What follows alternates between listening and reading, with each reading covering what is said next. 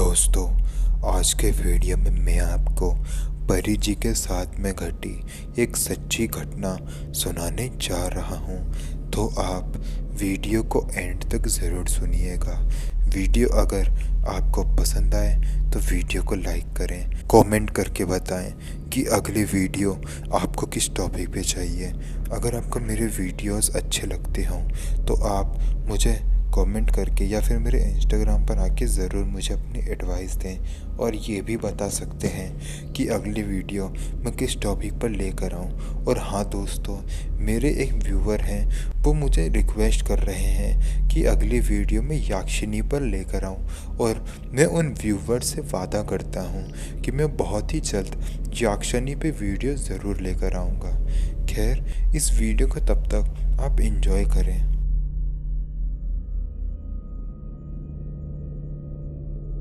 मेरा नाम परी है।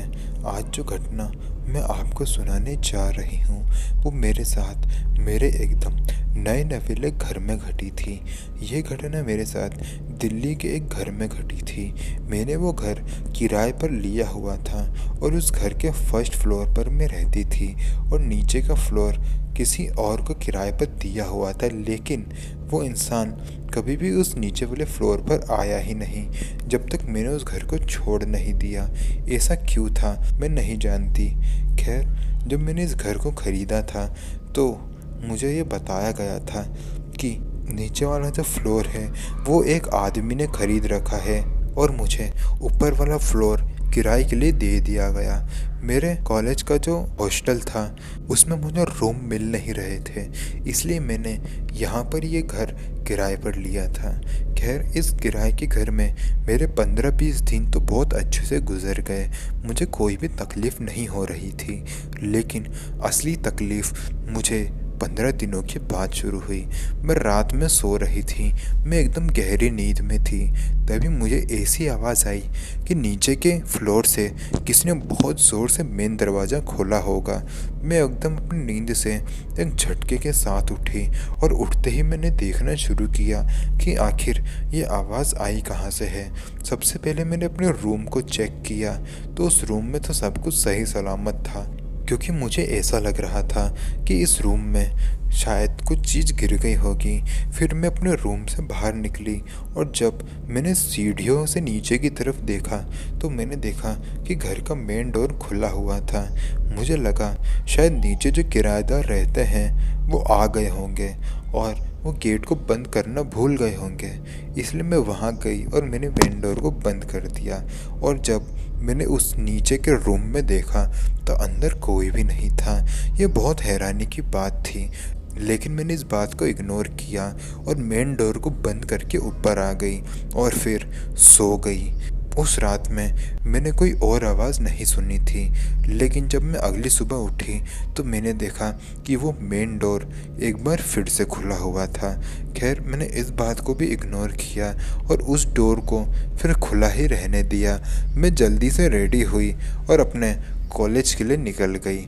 कॉलेज से मैं शाम को 5 बजे आई। जब मैं 5 बजे आई तो मैं बहुत ही ज़्यादा थकी हुई थी। मैंने बाहर से खाना ऑर्डर कर लिया था और एक आध घंटे में वो खाना मेरे घर पर पहुंच भी गया था।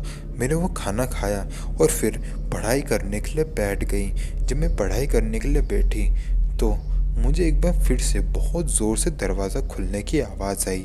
मैं इस बार समझ चुकी थी कि इस बार पक्का कोई दरवाज़ा ही खुला है। मैं भागते हुए नीचे गई। मैंने देखा कि मेन डोर का दरवाज़ा खुला हुआ था। ये बहुत ही अजीब सी बात थी। आखिर ऐसा क्यों हो रहा था मुझे बिल्कुल भी समझ नहीं आ रहा था। बार बार ये दरवाज़ा कौन खोल रहा था, मेरे एकदम सर के ऊपर से जा रहा था। मैंने उस दरवाजे को बंद किया और आकर पढ़ाई करने लगी। पढ़ाई करते करते ही मेरे दिमाग में कुछ भूत प्रेत के ख्याल आने लगे। मुझे ऐसा लग रहा था कि कोई मेरे सर पर बैठा है और मेरे माइंड को कंट्रोल कर रहा है। मैं उस भूत प्रेत वाली चीज़ों को सोचना नहीं चाहती थी, लेकिन फिर भी मेरा दिमाग बार बार उसी विजुअल्स को बार बार मेरे दिमाग में बना रहा था। खैर, जैसे तैसे करके वो दिन भी कट गया। अगला दिन आया। मैं कॉलेज से शाम को वापस आई और जैसे ही मैं घर के अंदर घुसी, मेरा दिल दहल गया। मैंने देखा कि मेरे वाले रूम में हर जगह एकदम कचरा फैला हुआ था। वो घर पूरी तरीके से तितर बितर हो रखा था। उस रूम की दीवारों पर ऐसा लग रहा था कि किसी ने पैनकेक्स फेंक फेंक कर मारा हो। ऐसी गंदी सी दीवारें हो रखी थी। मुझे भी डर लगा और मैं उस रूम से बाहर निकली। मैंने फिर किसी साफ़ सफाई करने वाले को बुलाया और फिर उसने साफ़ सफाई करी। मैंने उसको पैसे दिए और वो यहाँ से चला गया। जाने से पहले उसने मुझे कहा था कि आपने इस घर को खरीदकर बहुत बड़ी गलती कर दी है। मुझे समझ नहीं आया कि आखिर उसने ऐसा क्यों कहा, लेकिन मैंने पूछने की कोशिश नहीं करी क्योंकि मैं अभी तक इसी उलझन में उलझी हुई थी कि आखिर ये मेरे रूम का हाल किया किसने होगा। और वो रात मेरी ज़िंदगी की उस घर में आखिरी रात थी, क्योंकि उस रात को कुछ ऐसा हुआ जिसके बाद मैंने उस घर को छोड़ दिया। खैर, वो सफाई कर्मचारी तो वहाँ से चला गया था। मैं भी अपने रूम में बैठकर पहले तो पढ़ाई करी, फिर खाना खा के सो गई। फिर आधी रात को मेरी नींद खुली। मुझे ऐसा महसूस हो रहा था कि कोई मेरे बगल में लेटा हुआ है। जब मैंने अपने बगल में देखा तो सच में एक बहुत ही ज़्यादा डरावनी सी औरत मेरे एकदम मुंह के पास मुंह लगाकर लेटी हुई थी। उसकी शक्ल अगर मैं आपको बताऊं तो आप भी डर जाएंगे।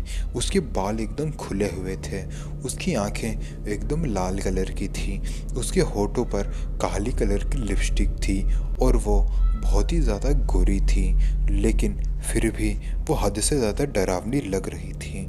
उसने अपना मुंह मेरे मुंह के पास बहुत ज़ोरों से लगाया हुआ था। उसको देखकर मैं बहुत ज़्यादा डर गई और बिस्तर से नीचे गिर गई।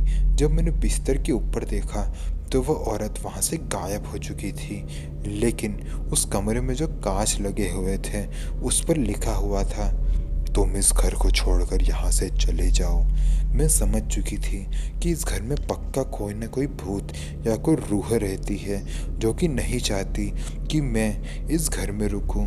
मैं उसी वक्त उस रूम से बाहर निकली और उस घर से भी बाहर निकलकर मेन रोड पर आ गई। मैं बहुत ज़्यादा डरी हुई थी। सबसे पहले तो मैंने अपने मम्मी पापा को फ़ोन किया और उन्हें पूरी घटना बताई। फिर मेरे मम्मी पापा ने मुझे सजेशन दिया कि मैं आसपास के पड़ोसियों को उठाऊं। फिर मैंने आसपास के पड़ोसियों को उठाया और उनको पूरी घटना बताई।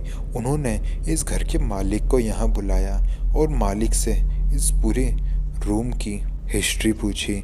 मालिक ने यह बताया कि इस रूम में पहले एक तंत्र विद्या करने वाली औरत रहती थी और उसी वक्त इस घर में पहले एक आदमी भी नीचे ग्राउंड फ्लोर पर रहा करता था और एक दिन अचानक से वो औरत और वो आदमी भी गायब हो गए और वो लोग कहाँ गए वो आज तक कभी भी किसी को पता नहीं है।